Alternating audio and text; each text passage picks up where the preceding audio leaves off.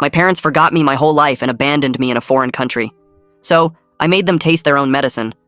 My family left me in Portugal. Not by accident. They just left. We were on this big family vacation my parents had been planning for 2 years. Me, my parents, my older sister Diane, and my younger brother Tyler 10 days traveling through Spain and Portugal. They'd been talking about it forever, how it would bring us closer together. The thing is, my family has this habit of forgetting me places, not forgetting exactly.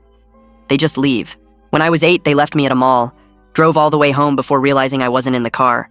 When I was 12, they left me at my own birthday party at the bowling alley. I had to call my friend's mom for a ride. When I was 15, they went to my brother's soccer tournament 3 states away and left me at the hotel. I woke up to an empty room and had to take a Greyhound home each time they'd say the same thing. We thought you were with us. How do you think a person is with you without checking? But Portugal was different. Portugal was intentional. We were in Lisbon on day 7. I'd gone to use the bathroom at this little cafe where we'd stopped for lunch. Came back and they were gone. The table cleared. The bill paid. Just gone. I figured they went to look at the church across the street. Waited 30 minutes. No family. Called my mom's phone. No answer. Called my dad. Straight to voicemail. Diane, Tyler, nothing. The waiter felt bad for me. He let me use the Wi-Fi to check my mom's Instagram. She'd posted a photo from the airport. Already heading home. Great family vacation. The photo had all 4 of them. Smiling. At the airport. They'd left for the airport while I was in the bathroom. My return flight wasn't for 3 more days. The hotel was in my dad's name. My credit card was maxed from buying my share of dinners because my dad kept forgetting his wallet when it was time to pay. I had 40 euros and no way home. I spent the night in the airport, used the last of my money for a sandwich and water, slept on chairs, got kicked out by security at 4 a.m. and had to wait outside until it opened again. For 3 days I lived in that airport, washing my face in the bathroom, eating leftover food people abandoned, charging my phone in hidden outlets. My family never called, never texted, never checked if I made it home. When my flight finally left, I'd lost 8 pounds and hadn't slept more than 2 hours at a time. I got back to find they'd thrown a welcome home party, for themselves, posted photos about their amazing family vacation. Diane had written this long post about how travel brings families together. Tyler posted about being blessed with such caring parents. Nobody mentioned I wasn't in any photos. When I walked in the door, my mom just said, "Oh good, you made it," like I'd been running late from work. Not abandoned in Portugal for 3 days. My dad added that I should have stayed with the group. I was in the bathroom. For 3 minutes. They had to pass the bathroom to leave. They knew where I was. That's when I started planning. 2 weeks later, I suggested a road trip to visit Tyler at college. Just a fun family weekend. They loved the idea. We left Friday morning in my car since it had the most room. I drove. First stop was a gas station 2 hours from home. Everyone got out to stretch. I waited until they were all inside and drove away. Left them at a Shell station off Highway 70 with no explanation. My mom called immediately. "Where are you?" The car was gone. I didn't answer. She kept calling. I turned off my phone. 3 hours later, I turned it back on to 57 missed calls. Finally got through to my dad. "What is wrong with you?" "We're stranded." "Oh no." Stranded? That must be awful. How far from home? 2 hours. Wow. I was stranded 3,000 miles from home. In Portugal. For 3 days. But I'm sure you'll figure it out. I hang up before he can respond, and the satisfaction lasts maybe 30 seconds before my hands start shaking. I stare at my phone sitting in the cup holder, and my chest feels tight. What did I just do? I left them at a gas station 2 hours from home, and I feel good about it, and that makes me feel terrible. Am I any better than they are? My brain keeps trying to justify it, telling me they deserved worse, reminding me of 3 days in that airport eating other people's leftovers, but my hands won't stop shaking. I start driving back toward my apartment because I don't know what else to do. The highway blurs a little, and I realize I'm crying, which makes me angry, because why am I crying for them? They left me in Portugal. They drove past the bathroom to get to the airport. They knew exactly where I was. My phone starts buzzing in the cup holder. Mom calling. I don't answer. It buzzes again, and again. I turn it off completely and focus on driving, on getting home, on not thinking about my dad's voice asking what's wrong with me. I make it back to my apartment in under 2 hours. Park in my usual spot and sit in the car for 10 minutes before I can make myself go inside. The second I unlock my door and step into my living room, I turn my phone back on. 57 missed calls. 57. I watch the screen light up with notifications, messages pouring in one after another. Mom's texts start confused. Where did you go? Why aren't you answering? Then they shift to angry. This is unacceptable. Call me right now. Then they get weird and manipulative.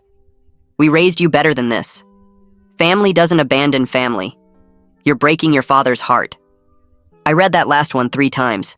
Family doesn't abandon family. The words sit there on my screen and I start laughing. It comes out harsh and a little crazy sounding.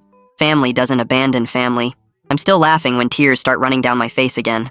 I pace around my apartment reading message after message. Diane sent a bunch too. Mostly variations of call mom back right now.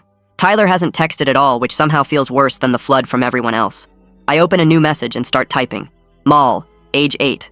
Bowling alley birthday party, age 12. Hotel during Tyler's tournament, age 15. Lisbon airport, age 20. I add the dates I remember. February 2011, June 2015, October 2018, August this year. I hit send to the family group chat and watch the 3 dots appear immediately as someone starts typing. Then they stop. The dots disappear. 20 minutes pass and nobody responds. My phone stays silent for the first time since I turned it back on. I'm staring at the screen when it starts ringing from a number I don't recognize. Local area code. I answer without thinking. The screaming starts immediately. Diane's voice tears through the speaker so loud I have to pull the phone away from my ear. She's calling me immature and vindictive and a dozen other things. She says I've always been dramatic about normal family mistakes. Normal family mistakes. I hang up while she's mid-sentence about how I'm tearing the family apart. My phone stays quiet for maybe 5 minutes before Tyler's name pops up. Just a text this time. Hey, you okay? That surprises me enough that I actually read it twice. Then another message. I get why you did it. A third message appears. I felt sick the whole Portugal trip knowing you were missing. Didn't know how to speak up against mom and dad. I sit down on my couch and stare at those messages. Tyler knew. He was 17 and he knew they left me and he got on that plane anyway. But at least he felt bad about it. At least he's saying something now. I text back that I'm fine and thanks for checking. He responds immediately. They're losing it. Dad called everyone in the family. Mom won't stop crying. Diane wants to drive to your place. I tell him I'm not home, which is a lie, but I don't want Diane showing up. Tyler sends a thumbs up and says he'll cover for me. Work the next day is weird. I barely slept and I keep checking my phone expecting more angry messages, but the family chat has stayed silent since I sent that list Angelica notices during our morning meeting. She keeps glancing at me when she thinks I'm not looking. At lunch, she corners me in the break room. You look terrible. What happened? I end up telling her everything. The Portugal story, the gas station revenge, the 57 missed calls, all of it. She listens without interrupting, and when I finish, she's quiet for a minute. Then she says, "So when are you changing your locks because they definitely have your spare key?" The thought hadn't even occurred to me. My parents have a spare key to my apartment from when I first moved in 2 years ago. Angelica pulls out her phone and starts searching for locksmiths. She finds one that can come today during my lunch break and books it before I can protest. The locksmith shows up at 1:15 and has my locks changed in 30 minutes. He hands me 2 new keys and I pay him with my credit card. The rest of the workday drags. I keep thinking about those new locks and wondering if Mom will try to use her old key. I don't have to wonder long. That evening around 6, I'm making dinner when I hear footsteps in the hallway outside my door. Then the distinct sound of a key sliding into the lock. It turns, but nothing happens. The lock doesn't open. Another attempt. The key scrapes against the new mechanism. I walk quietly to the door and look through the peephole. Mom stands in the hallway holding her key, staring at my door like it personally offended her. She tries the key 3 more times, jiggling the handle between attempts. Her face gets red. She pulls out her phone, probably to call me, then seems to think better of it, and puts it away. After one final attempt with the key, she turns and walks back down the hallway. I watch through the peephole until she's completely gone. 2 days pass with no contact from anyone. I start to think maybe they've given up. Then Dad calls from Mom's phone. I almost don't answer, but something makes me pick up. His voice comes through controlled and cold. "We need to have a family meeting to discuss your concerning behavior." Not my behavior at the gas station. My concerning behavior. Like I'm the problem. Like I'm the one who needs to explain myself. I tell him I'll think about it. He starts to respond, but I hang up before he can finish. My phone stays quiet for another few hours. Then a number I don't recognize calls. I answer, and a man's voice says my name like a question. It's my Uncle Alvaro, Dad's brother. I haven't talked to him in probably a year. He says he heard there was some family trouble, and he wanted to hear my side before taking sides. Apparently the family is spinning this as me having some kind of breakdown. I take a breath and start talking. I tell him about Portugal, the cafe bathroom, coming back to an empty table, The Instagram post from the airport spending 3 days sleeping in chairs and eating abandoned food. Coming home to their welcome home party for themselves. All of it. Then I tell him about the gas station. Alvaro doesn't interrupt once. When I finish, there's a long silence on the line. Then he says, "Jesus Christ, 3 days in an airport." His voice sounds genuinely horrified. Not surprised that I left them at the gas station. Horrified that they left me in Portugal. He asks why I never told anyone in the extended family, and I don't have a good answer except that I didn't think anyone would believe me or care. Alvaro goes quiet for another few seconds, and then he says he always thought mom and dad treated me different, but he figured it was just middle child stuff, or me being sensitive. He apologizes for not paying closer attention and says he's going to call my dad and have a serious talk with him. I thank him, but tell him I don't think it'll change anything because my parents don't think they did anything wrong. He says he needs to try anyway, because what they did was messed up, and he can't just ignore it now that he knows. We hang up after he makes me promise to call if I need anything, and I sit on my couch feeling weird that someone in my family actually listened and believed me. The next week, I throw myself into work because it's easier than dealing with my phone blowing up with family calls I'm not answering. There's this big project my boss assigned last month, and I start coming in early and staying late to work on it. My desk becomes my safe space where nobody asks about Portugal or gas stations or family drama. On Wednesday, my boss stops by my desk around 7 in the evening and notices I'm still there. He asks if everything is okay at home, and I give him some vague answer about family stress and needing to focus on something productive. He nods and tells me to make sure I'm taking care of myself and not burning out, which is nice, but I'm not ready to talk about it at work. By Friday, I've made serious progress on the project, and my boss seems impressed during our check-in meeting. Saturday morning, I'm making coffee in my apartment when someone knocks on my door. I look through the peephole and see Tyler standing there holding a cardboard carrier with 2 cups and a paper bag. I open the door, and he looks uncomfortable but determined, shifting his weight from foot to foot.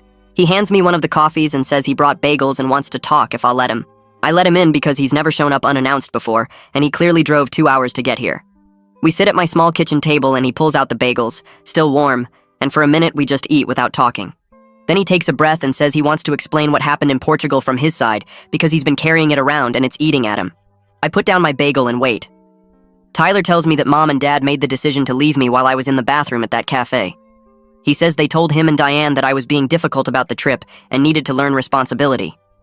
Diane agreed right away, nodding along like it made perfect sense. Tyler was 17 and scared to speak up against all 3 of them, so he just went along with it. They packed up the table, paid the bill, and left for the airport knowing exactly where I was.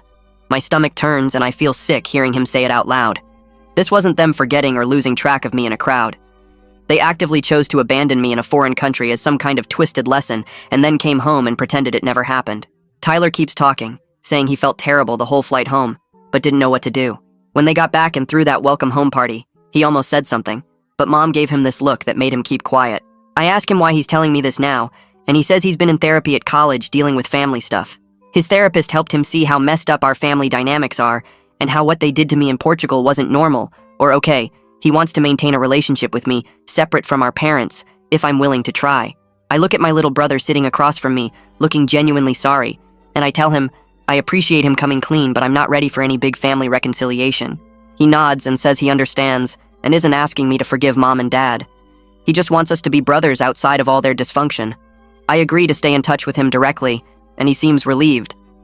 Then he mentions that Diane is mad at him for taking my side, which apparently means acknowledging reality instead of pretending everything is fine. He finishes his coffee and bagel and gives me an awkward hug before leaving. After he goes, I sit at my table for a while, processing everything he told me Monday afternoon. My friend Jose calls while I'm at my desk at work. I haven't been active in our group chat for weeks, and he's checking in. I step outside and give him the short version about Portugal and the gas station and the family chaos. Jose listens, and then immediately offers to be my backup if I need to deal with family stuff in person.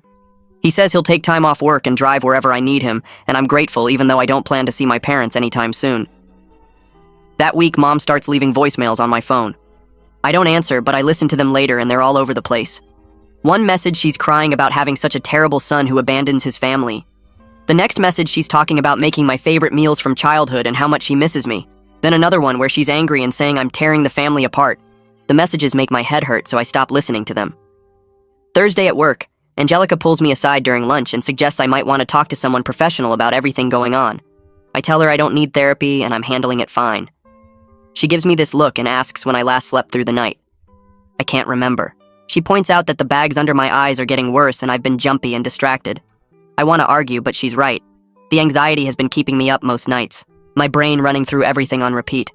I finally admit that maybe talking to someone would help, and she pulls out her phone to help me search for therapists covered by my insurance. We find a few options, and I bookmark them to look at later.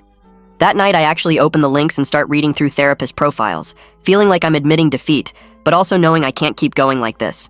I pick one of the therapists and call the next morning before I can talk myself out of it. The receptionist schedules me for 2 weeks from now, which feels like forever, and also way too soon at the same time. After I hang up, I open a blank document on my laptop and start typing out every time my family forgot me or left me somewhere. I figure if I'm going to therapy, I should have everything organized. The first few come easy because they're burned into my memory. The mall at 8, the bowling alley at 12, the hotel at 15, Portugal at 20. But then I start remembering smaller things. The time they left for a family dinner without me, and I had to eat cereal alone. The time Dad picked up Tyler from practice but forgot I was there too, and I had to walk home. The time they went to see Diane in a school play and didn't save me a seat, so I stood in the back. I typed for 3 hours straight, and the list keeps growing. By the time I stop, my hands hurt from typing, and I've got 17 separate incidents written out with dates and details. Some are small, like forgetting to pick me up from practice. Some are huge, like leaving me in that hotel room for 3 days. Seeing it all in one place makes my stomach hurt because the pattern is so clear. This wasn't bad luck or honest mistakes. This was them consistently treating me like I didn't matter for my entire life. My phone rings and it's Alvaro. He sounds tired when I answer and tells me he talked to Dad about Portugal. It didn't go well. Dad insisted I was making things up and exaggerating what happened. He claimed I chose to stay at the airport instead of figuring out how to get back to the hotel on my own. I feel my face get hot listening to Alvaro repeat this. Chose to stay at the airport. Like I wanted to sleep on chairs and eat garbage for 3 days, like I had money for a taxi, or knew where the hotel was, or had any way to get there. The victim blaming makes me so angry, I punch my couch cushion as hard as I can, and pain shoots through my hand. Alvaro keeps talking and says he told Dad that explanation makes him look worse, not better. He sounds frustrated too, like he can't believe Dad would actually say something so stupid. We talk for a few more minutes and then hang up. My hand throbs where I hit the cushion. 2 days later, I get an email from Diane. It's long and says I've torn the family apart with my selfish behavior. She demands I apologize to our parents for abandoning them at the gas station. She writes that they've been crying every day, and their friends keep asking questions they can't answer. She says I'm being cruel and holding grudges over innocent mistakes. I read it twice and feel my jaw clench. I hit reply and type one sentence asking if she remembers Portugal. Send. Her response comes back in under 5 minutes. She says I need to move on from mistakes and stop being so sensitive about everything she tells me to let go of the past and act like an adult. I read it once and then block her email address. I don't need her rewriting history in my inbox. The 2 weeks until my therapy appointment crawl by work helps distract me, but at night I keep thinking about that list of 17 incidents. I read through it sometimes and add details I remember. The morning of my appointment, I almost cancel 3 times but force myself to go. The office is in a boring building downtown, and the waiting room has bland art on the walls. The therapist is a woman in her 40s who seems nice enough. I sit on her couch and feel awkward, but I start talking. I tell her about Portugal and the gas station and everything in between. She listens without interrupting and takes some notes. When I finish, she asks how I feel about what I did at the gas station. I open my mouth to say I feel good about it, but what comes out is that I feel justified and guilty at the same time. Both things are true, and I don't know how to make sense of that. She nods, like this makes perfect sense to her. We talk for the rest of the session about anger and revenge and what I actually need from my family. She helps me understand that my anger was valid and my action made sense given everything they did to me. But she also points out that the revenge didn't make me feel better or safer. It just gave me a different kind of bad feeling to deal with. She asks what I actually need, and I realize I need them to admit what they did was wrong. I need them to acknowledge the pattern and apologize for real. I need to know they understand they hurt me. She writes something down and we schedule another appointment for next week. I leave feeling weird but also a little lighter. That night, Tyler texts me. He says Mom and Dad are planning to show up at my apartment this weekend whether I want them to or not. He wanted to warn me, so I'm not surprised I thank him, and immediately text Jose asking if I can crash at his place for the weekend. He texts back yes within 2 minutes and says I can stay as long as I need. Saturday morning, I'm at Jose's apartment drinking coffee when Tyler sends me a photo. It shows our parents' car parked outside my building. He says they've been there since 9 in the morning. I check the time and it's already noon. 3 hours they've been sitting there waiting for me. Part of me feels guilty, and part of me feels satisfied that they're finally the ones being left somewhere. Tyler sends another message an hour later saying they finally left. That evening I check Facebook even though I told myself I wouldn't. Mom posted a vague status about how hard it is to have difficult children who won't communicate. The comments are full of her friends offering sympathy and asking if she's okay. Nobody knows the real story. Nobody knows she abandoned her son in Portugal and is mad he won't pretend it never happened. My phone starts buzzing with messages within minutes. Aunt Linda wants to know if everything is okay. My mom's friend Karen asks if I need anything. A cousin I haven't talked to in 5 years sends a long message about family being important. I read through them all and feel tired just looking at the screen. I type out one response that I copy and paste to everyone asking about working through family issues privately, and then mute most of the conversations. The messages keep coming for another hour, but I stop checking. Jose makes dinner and we watch a movie, and I try not to think about my family spinning their version of events to everyone who will listen. My second therapy session happens the following week, and I walk in feeling more comfortable this time. I sit on the same couch, and the therapist asks how the past week went. I tell her about the guilt that keeps hitting me at random times, like when I'm making coffee or driving to work. I explain that I know they abandoned me first and worse, but I still feel bad about leaving them at that gas station. She writes something in her notebook, and then looks at me. She points out that I'm holding myself to standards I don't require of them. They can abandon me in Portugal for 3 days, and I'm supposed to forgive and forget, but I leave them for 2 hours, and I'm the bad guy. The double standard hits me hard when she says it like that.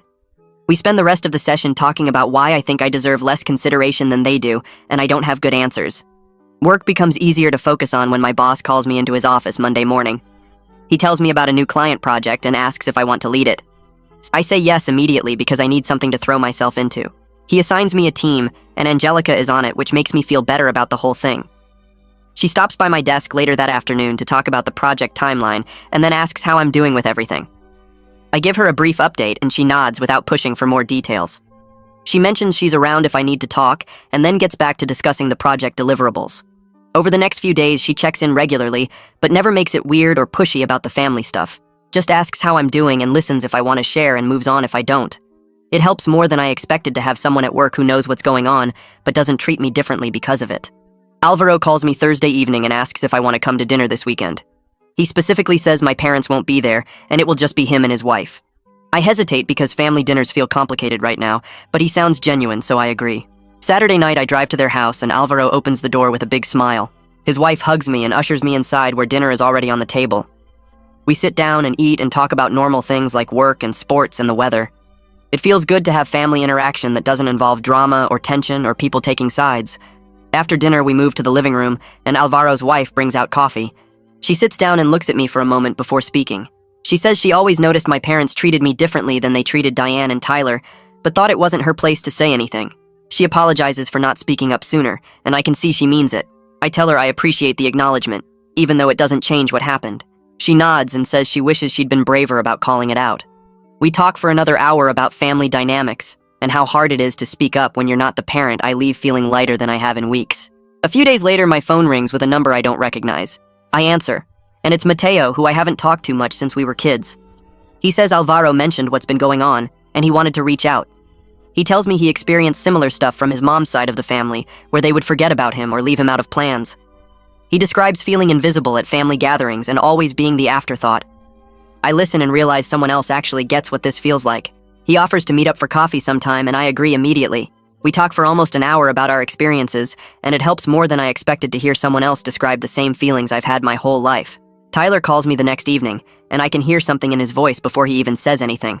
He tells me he talked to our parents about Thanksgiving and said he won't come home unless they genuinely apologize to me and mean it. There's a pause, and then he adds that they responded by saying, "I'm manipulating him." I feel my stomach drop because of course that's what they said. They can't accept that Tyler sees their behavior as wrong, so they blame me for turning him against them. Tyler sounds frustrated and hurt, and I don't know what to say. The fact that they would rather lose Tyler for a holiday than admit they did something wrong to me clarifies everything in a painful way. I tell Tyler I appreciate what he's trying to do, but he shouldn't sacrifice his relationship with them for my sake. He goes quiet for a second, and then says he's not doing it just for me. He explains that he's tired of pretending their behavior is normal and acting like everything is fine when it's not. He tells me he already made plans to spend Thanksgiving with his girlfriend's family. Instead, I ask if he's sure, and he says yes without hesitation. We talk for a while longer about how weird it feels to break family patterns, and how guilty it makes us both feel, even though we know we're not the ones who created this situation. 3 months pass, and I've settled into a routine that doesn't include my parents. Work is going well, and the project with Angelica is ahead of schedule. I see Mateo for coffee every couple weeks, and we've become actual friends. Tyler and I text regularly and talk on the phone at least once a week. Then one morning my phone buzzes with a text from Dad. It says we should talk like adults. I stare at it for a minute, and then type back asking if he's ready to acknowledge Portugal and the pattern of abandonment. I hit send and wait. Hours go by with no response. Days pass, and still nothing. The silence tells me everything I need to know about whether they're actually ready to take responsibility for what they did. At my next therapy session, I bring up the silence from Dad and how it confirms everything I already knew but still hurts. My therapist asks what I would need to hear from them to feel ready to reconnect, and I realize I can list it clearly now. Acknowledgement of each time they left me somewhere with specific dates and places. A real apology that doesn't include excuses or blame. Changed behavior going forward with proof they actually remember I exist. She nods and asks if I think they will ever do those things, and I sit with the question for a long time before admitting probably not. She helps me understand that I can want their acknowledgement while also building my own sense of worth that doesn't depend on getting it. We work on separating my value as a person from their ability to see it. The session leaves me feeling sad but also lighter somehow, like I'm putting down weight I've been carrying. I schedule my next appointment for 2 weeks out and leave her office feeling like I'm actually making progress. A few days later, Mateo texts asking if I want to grab dinner with him and some of his friends on Saturday. I agree, and show up at this Thai place downtown where he introduces me to 3 people who immediately include me in their conversation about some terrible movie they all watched. Nobody forgets I'm there or talks over me or acts like my presence is an afterthought. We make plans to do this again in 2 weeks, and Mateo texts me the day before to confirm the time and place. It's such a small thing, but it matters that someone actually remembers to follow up. At work the following Monday, Angelica comments that I seem different lately in a good way. She says I look less tense and more relaxed than I did a few months ago. I think about it and realize she's right. Cutting off contact with my parents has actually reduced my stress in a big way. I'm not constantly waiting for them to forget me or leave me somewhere I'm not bracing for the next time they act like I don't matter. The guilt about the gas station is still there, but it's quieter now, like background noise instead of a constant alarm. I tell Angelica this, and she says that makes sense because I'm not forcing myself to maintain a relationship that hurts me. We go back to work, but I keep thinking about how much better I feel without their chaos in my daily life. Tyler texts on Wednesday, asking if he can visit this weekend, and I say yes. He drives up Saturday morning and we spend the afternoon just talking honestly about our childhood for the first time ever. He brings up things I'd actually forgotten about, like the time our parents missed my 8th grade graduation because they had to go to his soccer game 3 hours away. Or the time they planned a family camping trip around his baseball tournament schedule, but didn't check if it conflicted with my school play. Or how they would ask him about his day every night at dinner, but never asked me. Each memory he shares confirms the pattern I've always felt, but couldn't quite name. I ask him why he never said anything back then, and he goes quiet for a minute. Then he apologizes for not standing up for me more when we were younger. He says he was scared of becoming the target if he spoke up, so he just stayed quiet and let them treat me like I didn't matter. I tell him I get it because he was just a kid trying to survive too. We agree that we want to build our own sibling relationship that's separate from our parents and their dysfunction. Before he leaves on Sunday, we exchange numbers for a group chat that's just us without the rest of the family. It feels good to have at least one family member who sees what actually happened. 2 days later, a letter arrives at my apartment in Mom's handwriting. I stare at the envelope for a while before opening it. The letter is 2 pages of vague apologies that never name specific incidents. She writes about how families have disagreements and how important it is to forgive each other. She says she knows we've had our differences, but family is forever, and she hopes I'll come home soon. There's lots of language about how she's always loved me, and how hurtful it is that I'm shutting her out. Not one word about Portugal. Not one word about the airport or the 3 days or any of the other times they left me places. Just generic statements about family bonds and forgiveness. I read it twice and then put it in my desk drawer. That night, I pull out a notebook and start writing my own letter that I know I'll never send. I detail exactly what I need from them. Acknowledgement of leaving me at the mall when I was 8 with the date and location. Acknowledgement of leaving me at my own birthday party at 12. Acknowledgement of leaving me at the hotel during Tyler's soccer tournament at 15. Acknowledgement of abandoning me in Portugal for 3 days with 40 euros and no way home. A genuine apology for each incident without any excuses about thinking I was with them or saying I should have stayed with the group. Changed behavior going forward that proves they actually remember I exist and value my presence. I write for an hour getting everything out, and when I'm done I feel better, even though I know they'll never read it. Putting it all in writing helps me see clearly what I needed and never got. 4 months after the gas station incident, I'm doing genuinely better than I've been in years. My boss calls me into her office and tells me I'm getting promoted to senior analyst with a significant raise. At lunch, Angelica hugs me and says she's proud of me and means it. I'm building a chosen family of people who actually show up for me and remember I exist. My friendship with Angelica has deepened into something real, where we text each other random thoughts during the day and meet up on weekends. Mateo and I grab dinner every couple weeks, and he always confirms the day before without fail. Tyler and I talk on the phone at least once a week about real things, not just surface-level family stuff. I'm sleeping better and eating regular meals, and actually enjoying my life instead of just surviving it. Alvaro calls one evening to check in and mentions that my parents ask about me occasionally. I ask what they say, and he tells me it's always in the context of when I'm going to stop being stubborn and come home. Never any acknowledgement of what they did or why I might have good reasons for staying away. Just complaints about my stubbornness. Alvaro says he stopped trying to mediate between us and just maintains separate relationships with both me and them. I tell him I appreciate that, and we talk for a while about other family stuff that doesn't involve my parents. Before we hang up, he says he's proud of how I'm handling everything. The next day, Tyler calls with an idea. He asks if I want to spend Christmas together, just the two of us doing things we actually enjoy, instead of performing family togetherness for our parents. I immediately say yes, and we start planning. We decide to rent a cabin in the mountains for 3 days and spend the time hiking and playing board games and cooking meals. We actually like no forced family photos or fake smiling or pretending everything is fine. Just two siblings who actually want to spend time together, building something real. My next therapy session happens 2 days after Tyler and I finalize the cabin plans. I walk into the office feeling lighter than usual, and my therapist notices right away. She asks what's changed, and I tell her about the Christmas plans with Tyler and how good it feels to build something on our own terms. She leans forward and points out how much progress I've made in the past few months with setting boundaries and building self-worth. The observation catches me off guard because I've been so focused on the day-to-day stuff that I haven't stepped back to see the bigger picture. She reminds me that 6 months ago, I was still answering every call from my parents and feeling guilty for existing. Now I have clear boundaries and people in my life who actually respect them. I admit I still have hard days where I wish my parents could be different, where I imagine them actually apologizing and meaning it. She nods and says that's normal, that I'm learning to grieve the loss of the parents I needed while still moving forward with my life. The session ends with her asking me to keep noticing the good things I'm building instead of only focusing on what I lost. I leave feeling validated in a way that's hard to explain. The next weekend, Mateo texts asking if I want to grab dinner with him and someone he wants me to meet. I agree and show up at this Italian place downtown where he's already sitting at a table with a woman who has bright red hair and an easy smile. He introduces her as his girlfriend, and they're both relaxed and happy together in a way that makes me feel welcome instead of like a third wheel. We order food and talk about normal stuff like work and the terrible weather and a movie they saw last week.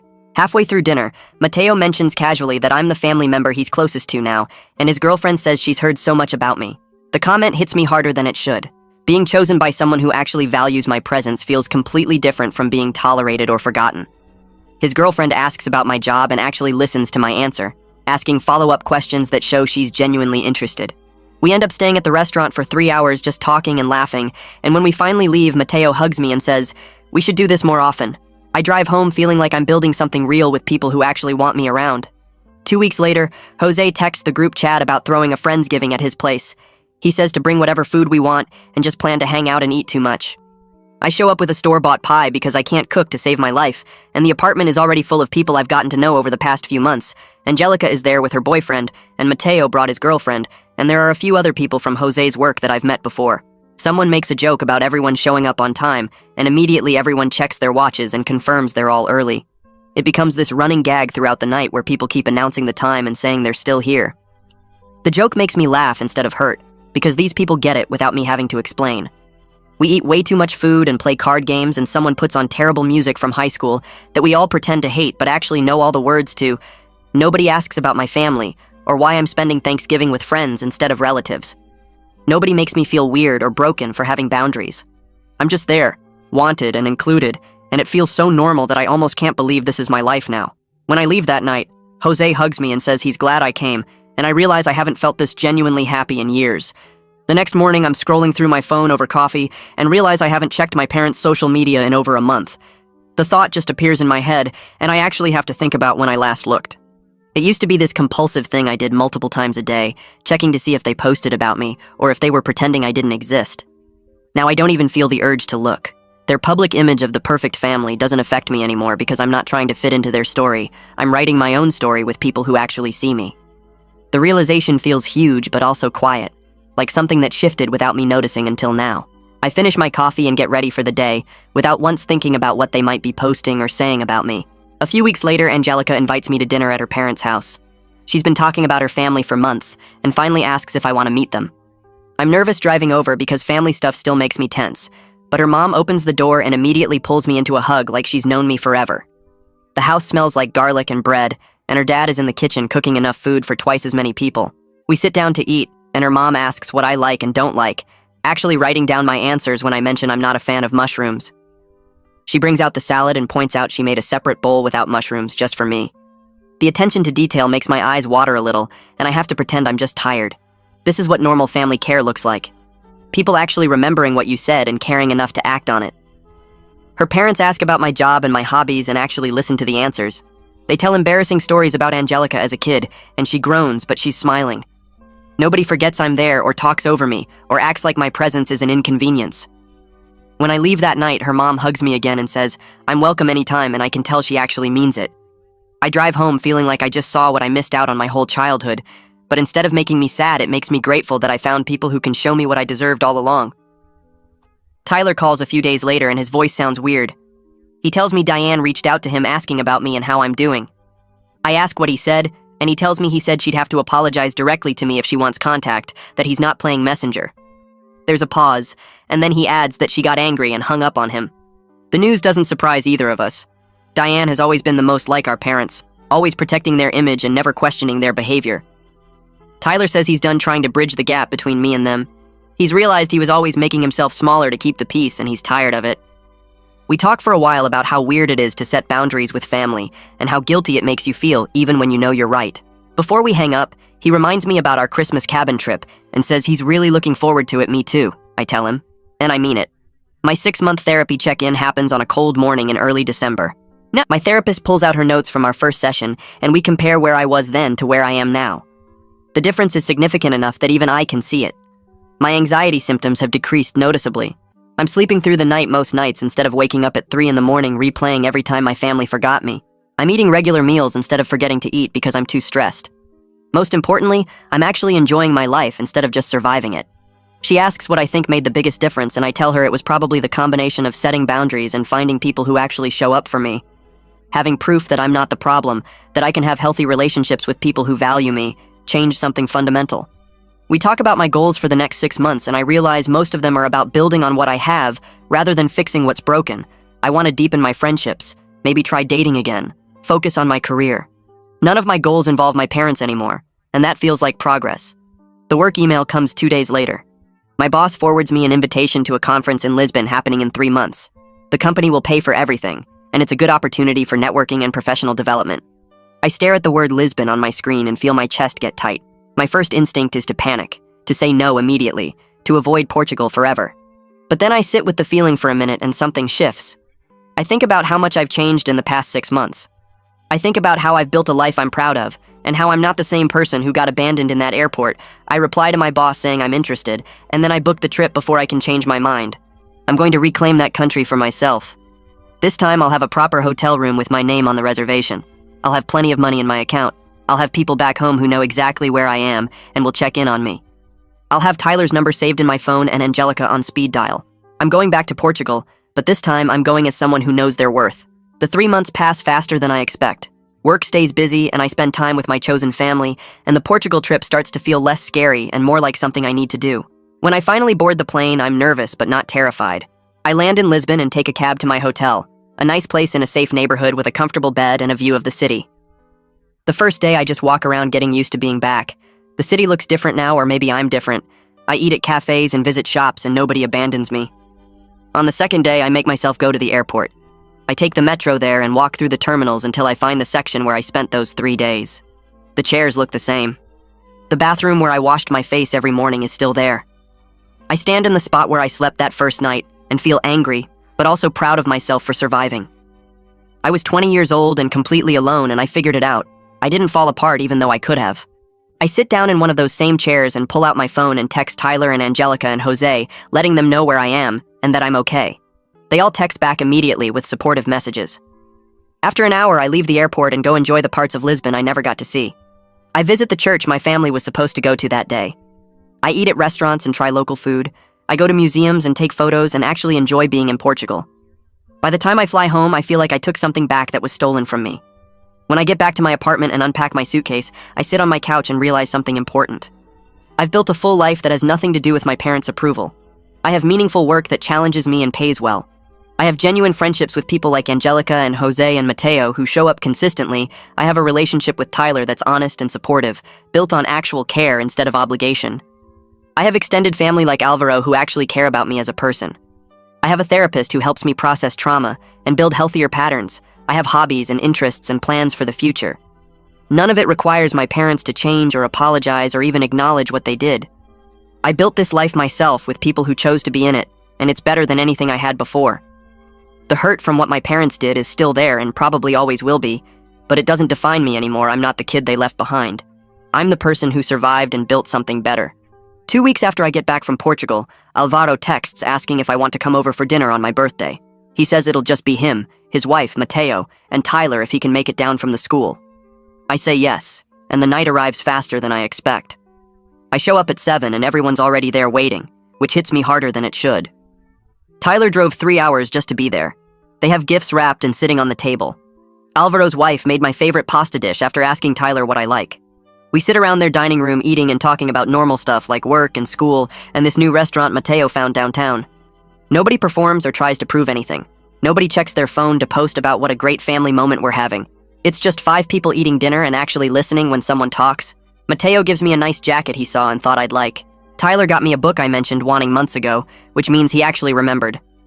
Alvaro hands me an envelope with a gift card and a note that just says he's proud of me. His wife gives me homemade cookies to take home. I realize this is what birthdays are supposed to feel like. The next morning, I'm updating my insurance paperwork for work, and I get to the emergency contact section. My parents' names are still listed first and second. I stare at them for a minute, and then I delete both entries. I add Tyler first, then Alvaro, then Angelica. 3 people who would actually answer if something happened to me. 3 people who would show up. It's just a form, but my hands shake a little while I'm typing. These are my people now. The ones I chose and who chose me back. A week later, Tyler calls while I'm making dinner. He sounds tired, but also kind of amused. He tells me Mom asked him yesterday if I was coming home for Christmas. She seemed genuinely surprised when he said no. Tyler told her I'm not interested in pretending we're a happy family until they acknowledge what they did in Portugal and actually apologize for real. Not the fake sorry you feel that way kind. He said Dad got quiet and Mom changed the subject. Tyler laughs and says he didn't expect anything different, but at least he was honest. 6 months after I left them at that gas station, I'm sitting in my apartment on a Saturday morning drinking coffee, and I realize I'm actually happy. Not pretending happy or making the best of it happy. Actually happy. My parents haven't changed and they probably never will. But I've changed. I know what I'm worth now. I have people who show up for me without being reminded. I learned that sometimes the healthiest thing you can do is stop waiting for people to become who you need them to be.